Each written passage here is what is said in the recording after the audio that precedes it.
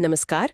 आज हम बात करेंगे 1918 के अहमदाबाद मिल आंदोलन की। हाँ, गांधी जी के शुरुआती आंदोलनों में से एक और काफी महत्वपूर्ण भी। बिल्कुल, सीधे परीक्षा के नजरिए से जो जरूरी बातें हैं उन पर फोकस करेंगे। मिल मालिकों और मजदूरों के बीच का ये संघर्ष था। हाँ, तो इसकी जड़ें जाती हैं 1917 में। अहमदाबाद में प्लेग फैला था। बहुत भयंकर था कहते हैं। हाँ, करीब 10% आबादी खत्म हो गई थी। तो मजदूर शहर छोड़कर भागने लगे। जाहिर है। उनको रोकने के लिए मिल मालिकों ने एक प्लेग बोनस देना शुरू किया। काफी ज्यादा था ये, कभी कभी तो सैलरी का 80% तक। 80%? अच्छा, लेकिन मुश्किल तब हुई जब 1918 में प्लेग खत्म हो गया।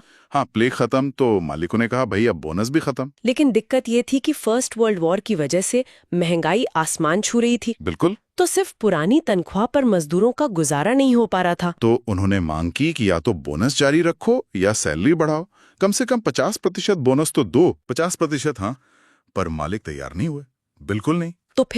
तो फिर मजदूर चले गए हड़ताल पर। एक बड़ी ऐतिहासिक हड़ताल थी ये। अच्छा, और मालिकों ने क्या किया? मालिकों ने भी मतलब सख्ती दिखाई। बंबई से दूसरे मजदूर बुलवा लिए हड़ताल तोड़ने के लिए। मामला गंभीर हो गया। यहीं पर अनुसुईया बेन साराभाई की एंट्री होती है ना? बिल्कुल।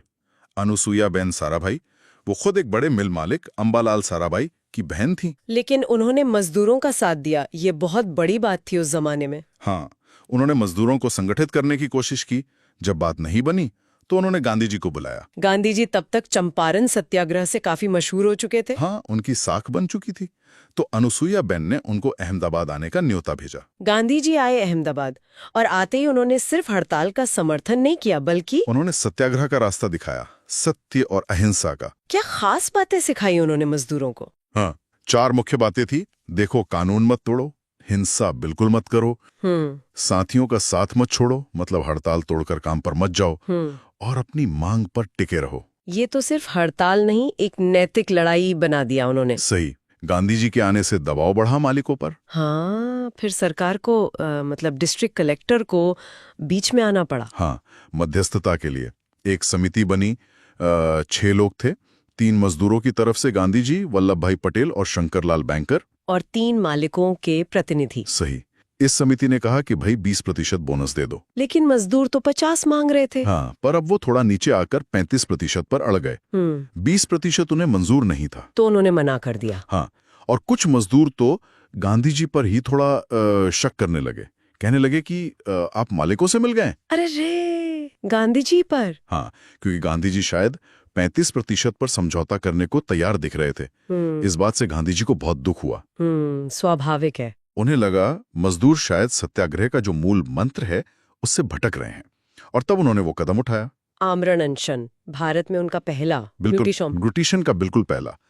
और इसका असर जबरदस्त हुआ। मालिकों पर दबाव पड़ा होगा, जाहिर है। बहुत ज्यादा नैतिक दबाव।